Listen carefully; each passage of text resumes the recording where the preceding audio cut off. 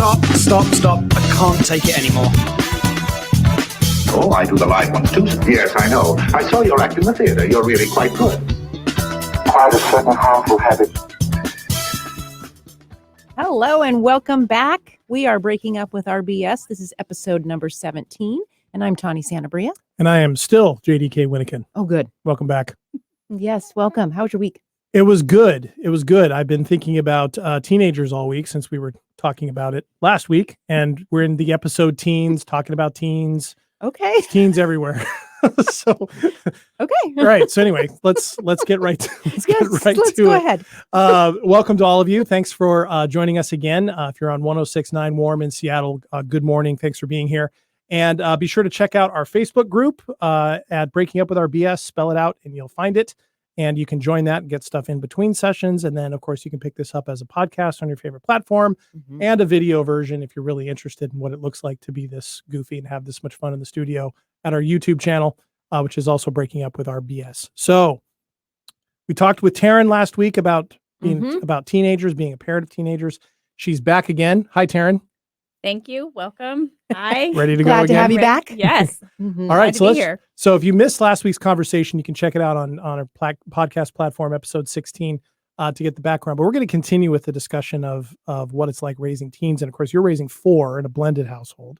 Yes, I am. So, I was thinking, we talked about a bunch of stuff last week, but when you were thinking about teenagers all week, just what it was like being a teenager, like what it was like for me being a teenager, and how does people parent teenagers? I'm not a parent myself, so it kind of freaks me out. It is I freaky. don't know how y'all do it. Nobody does. All right, so let's talk about some ways in which you do it, because we talked about the importance of connection and awareness and being able to see your kids and take those openings when they reach out. Those bids. Mm-hmm. So, Taryn, what are some things you and your partner do as a family? Anything like that come up that you do together that kind of brings you guys to the present, gets you connected? Oh, yeah. We do a couple of things. One of our favorites is doing Taste Test Tuesday nights. Okay, I got to hear about this. I know. It's a lot of fun. It started when I had a craving for some dark chocolate, and I said, "Hey, Aaron, would you mind picking some dark chocolate up at the store?" And he's like, "Sure." And he's a very creative guy, and so he came home with 6 bars of dark chocolate. Oh, nice. I was like, that's heroic. Thank you. Yes. Well done, Aaron. Yeah, exactly. Like, okay, these are all mine. Mm-hmm. Just kidding. We ended up, we're like, well, which one is really the best? And so that was the start of, it's been over a year plus, and we even have a notebook of all of these taste tests that we've been doing for over a year. And it started with dark chocolate, of like, which one really is the best dark chocolate? And so we have had hot chocolate, vanilla ice cream. There's a little bit of a chocolate theme here. Chocolate ice cream. I made a batch myself. It's all dessert themed so usually, far. Yeah, usually desserts. We have done water, and there is a difference with water. Smart Water, I think, did win. If you're looking for some sponsorship here. Any comfort foods at all? Oh, mac and cheese. Oh, that'd be yeah, good. that one was a really good one. And both my partner and I, we made our own version of mac and cheese because we've been in this bit of a competition of like whose mac and cheese is better. Mm-hmm. And then we picked one up from Costco and then a couple others, and mine came in third. It was a little unfortunate. Do you typically all agree which one is the best? I'm so curious. No, Okay. we don't. But we have a voting system. So it's democratic. It is like there's weighted. Like your first place gets so many points, and second gets so many points. We had to adjust this over time because it wasn't really getting a clear winner out of that one. Yeah. Yeah. We've now evolved to now we have a QRC code, and we have a voting on our app. And my eldest stepson, he's converted that into a spreadsheet to calculate more quickly. This is how like it's evolved. And we even got it involved with his college mates down at Cal Poly. So like it's now become cross-border. Wow. Yeah, taste test. That sounds really cool. What comes up for you with that, Yeah. Tawny? That's It's a great way to keep connection with regularity. If everybody looks forward to that on Tuesdays. Yeah. I would imagine that you have great conversations. Such fun conversations. They became even part of our eldest son's college applications because he called them the whiteboard conversations. Because we'd get the old art easel out and we'd start like diagramming our different points of views and really just discussion, which I think is missing in a lot of households of just open, respecting people's point of views for the most part. There's a few like, are you kidding me? Do you really believe that? Right. But it really does create fun and more confidence in the kids to have their point of view be heard. Sure. Yeah. It's real present, isn't it? Yeah. Yeah. Can be, right? Depending Depending on it. Sounds like it. the way if they're we're doing it. really attached to our own mac and cheese. Right. Yeah. I mean, I did have to let it go. I'm like, maybe put a little too much mustard in mine or You got to be willing to take that criticism, that mild criticism. Yeah. That sounds like fun. Like I guess that's why, some families really push like game nights, right? They do a game night once a week, or some families like to go to the movies. I know my sister's family like to do that together. They've always enjoyed that. I guess that's one of the things, getting present, because you're all then doing that together in the moment, not really worrying about anything else. Yes. As long as, that's the thing. I think presence can be a little confusing sometimes. And so we certainly can be in the same room with somebody and thoughts somewhere else. Sure. Absolutely. Then that wouldn't be present. Right. Right. And so movies are a little tough because but they could still be fun. Right. So we can still have fun and have connection. Yeah, it's not very interactive, I guess. But not necessarily have to put too much emphasis on the presence piece as it really is, because fun is good too. Right. Like, you don't want to overthink the presence. Is that what you're saying? Yeah. Or expect that, even in game night, right? Game night wouldn't necessarily be inherently present. Yeah. Right. Because some game nights, if you are if you're in your thinking space, strategizing. right. That's not a problem. It in that context, because that's what you're supposed to be doing is strategizing, but it wouldn't necessarily be present. That's true. Right. That's true.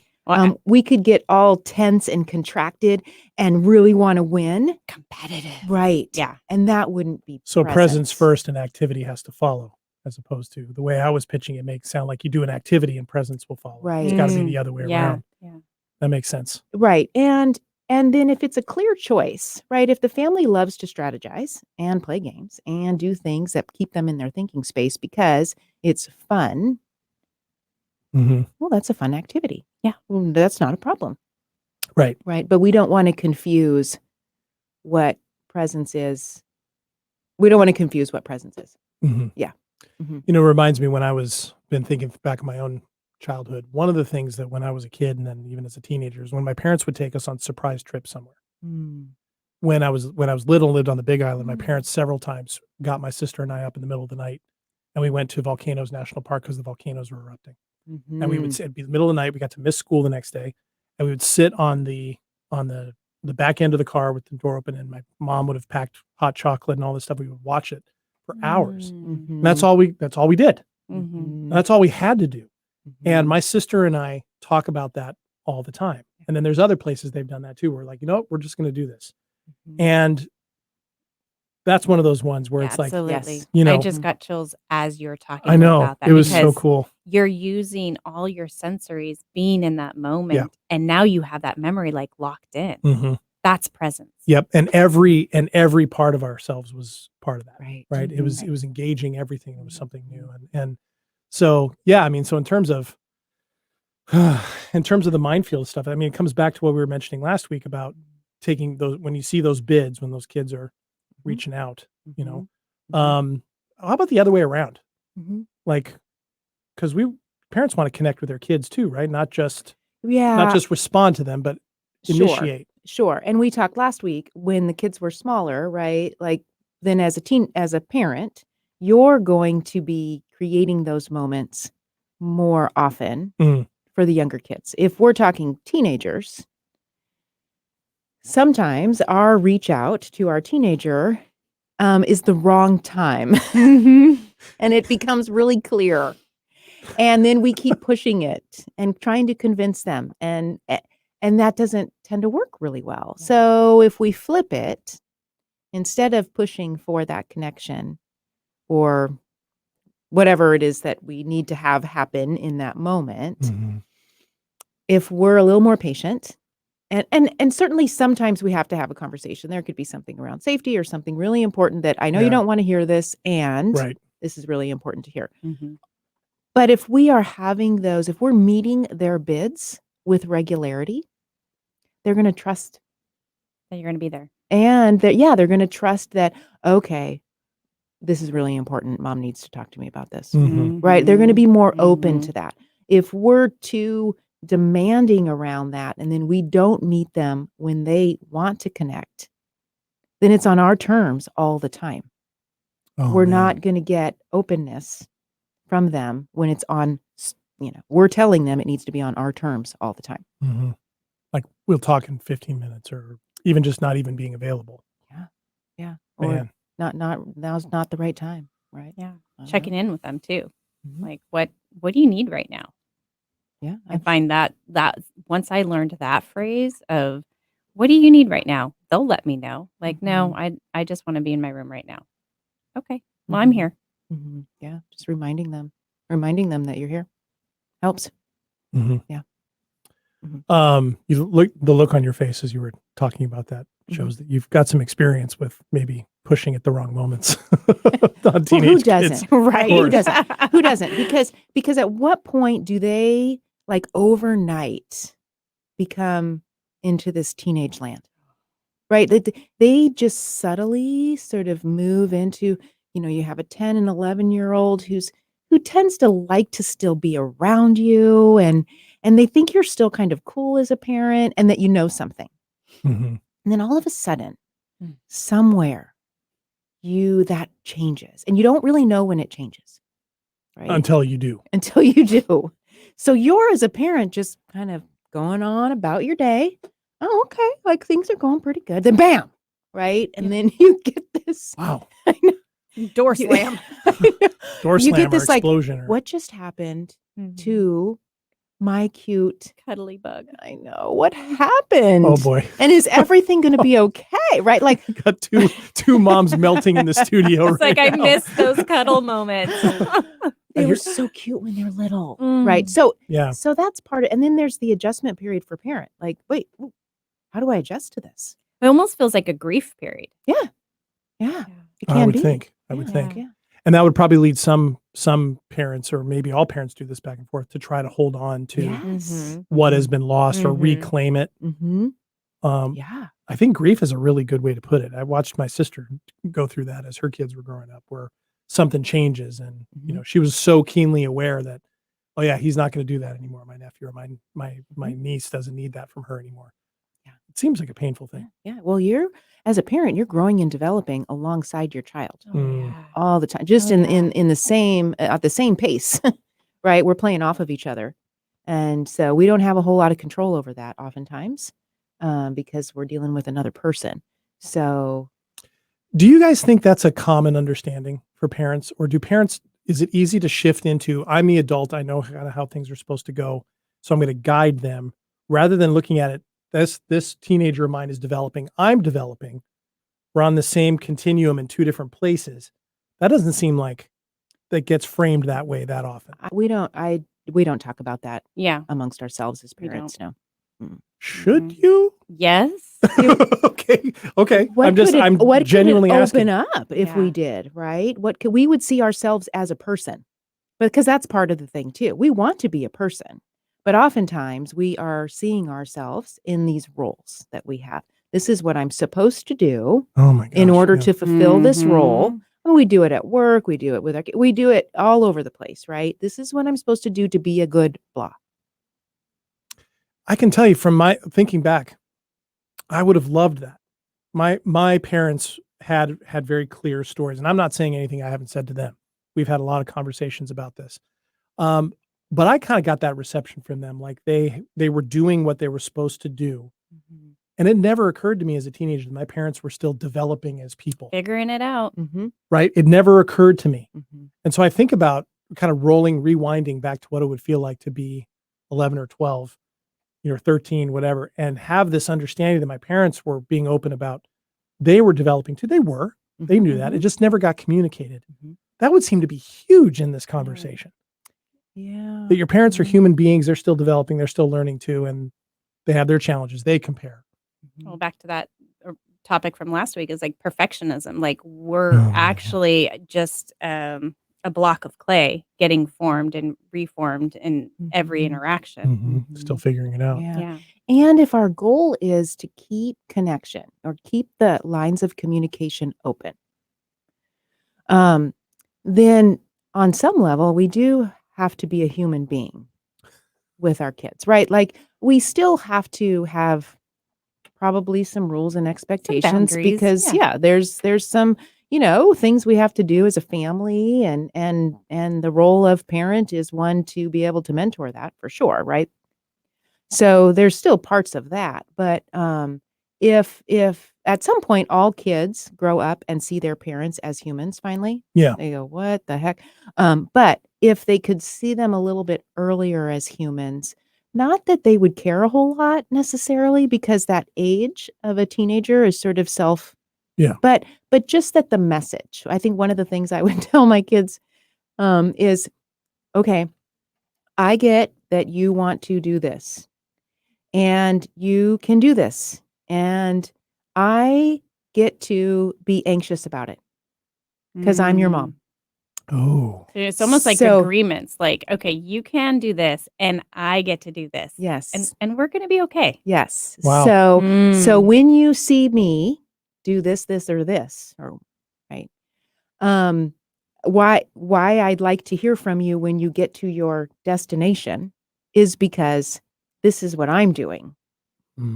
Right. So, not that they probably, but at least it gave them some perspective. It wasn't Yeah. that I was trying to control what they were doing or not doing, but that, I had some anxiety about it.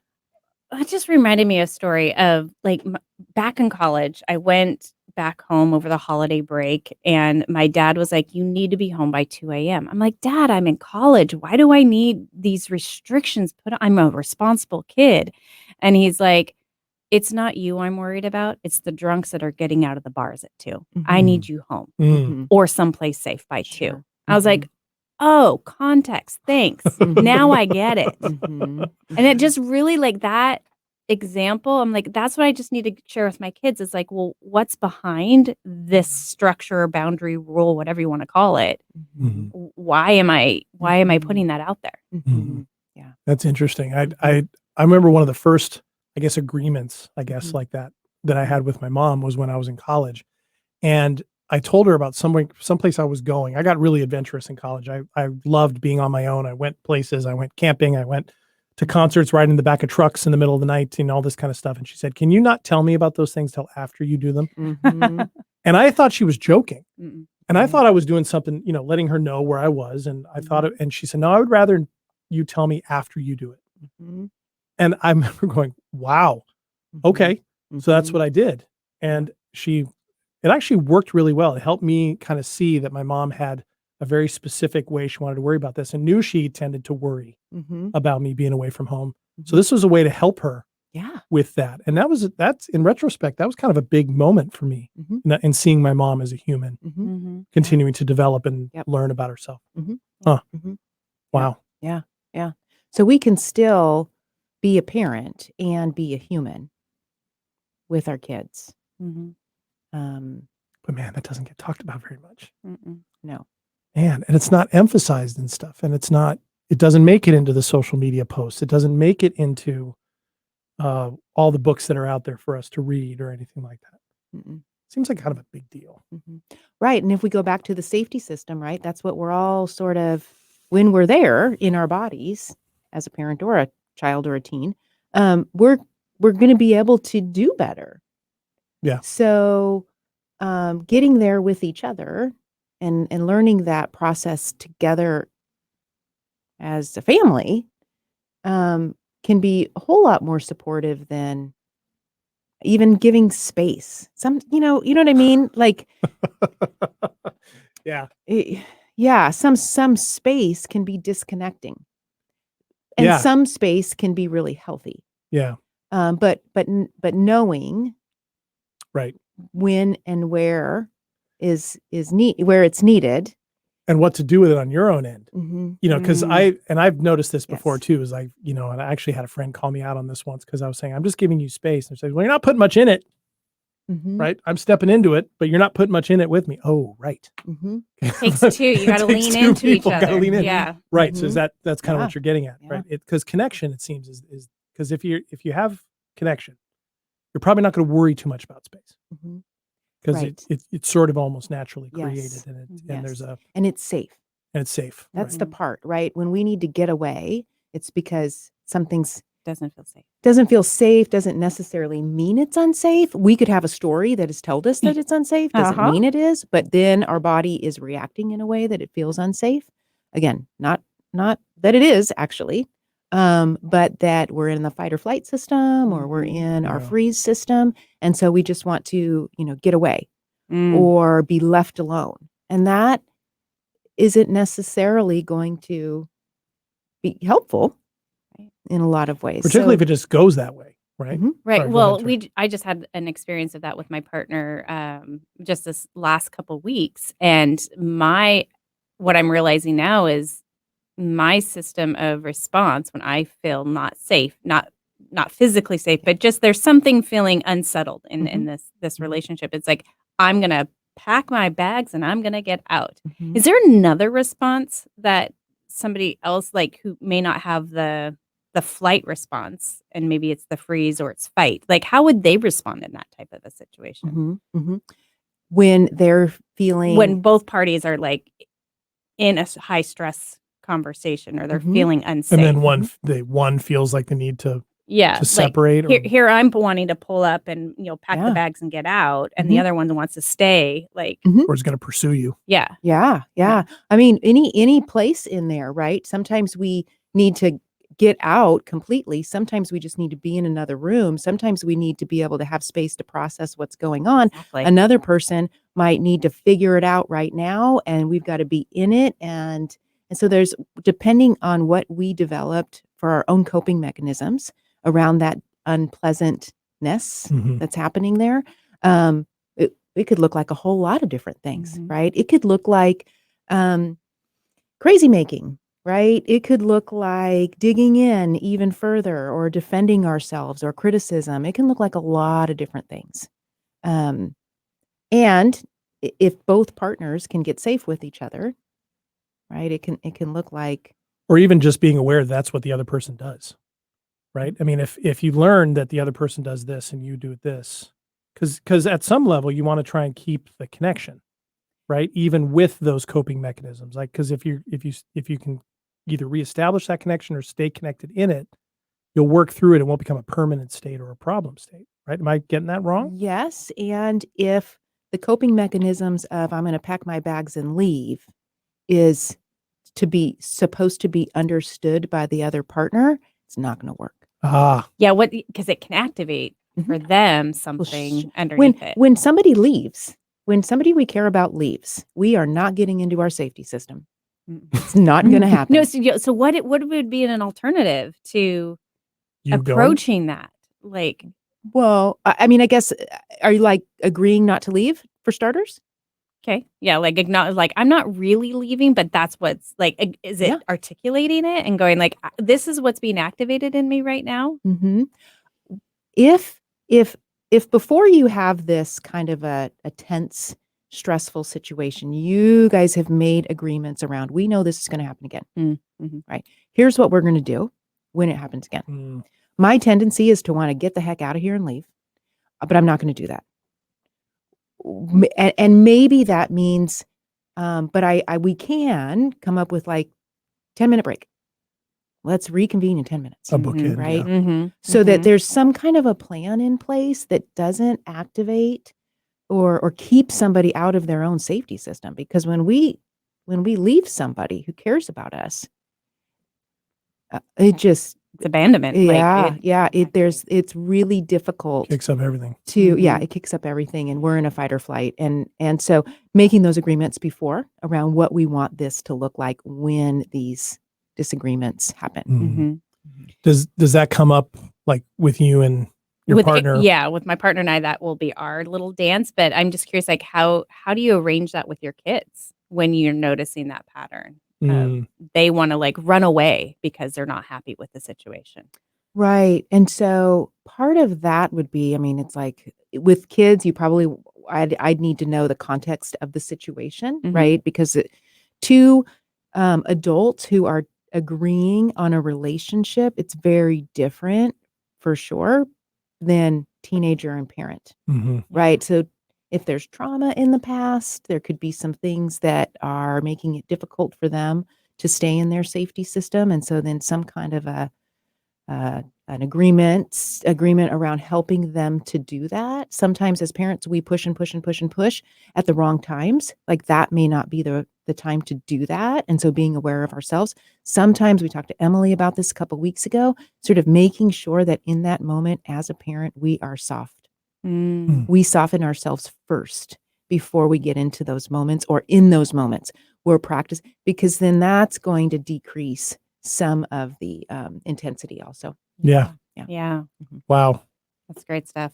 Good. I'm glad. It really is. It's got me really thinking. Unfortunately, we are out of time again. I know it goes so fast. I'm like, I want to know more about this softening. I know what you're talking about. And I like, oh, there's so much. Yeah, more. there is. And it's key to a lot of what we talk about. So, Taryn, thanks for coming in again. Thank you so much. Thank you for being so open and Yeah. honest and transparent with all this stuff. This You is guys great. are bringing great conversations. Oh, thanks. you. Thanks. We're having fun. And thanks to everybody too, for all of you for listening or watching this episode of Breaking Up with RBS. Catch us on your favorite podcast platform, our YouTube channel, join our Facebook group, and be part of this larger conversation. Of course, if you have a topic you'd like to share with us, a story you'd like some junk to be debunked out of. Ooh, that was complicated. Wow. Let us know. Until next time, I am JDK Winnigan. And I'm Tawny Santabria. Thanks for joining us. Notice those stories, everybody. See you next time. Stop it now, I mean it. I don't think he felt anything after the crash. Scusa che è già Dio.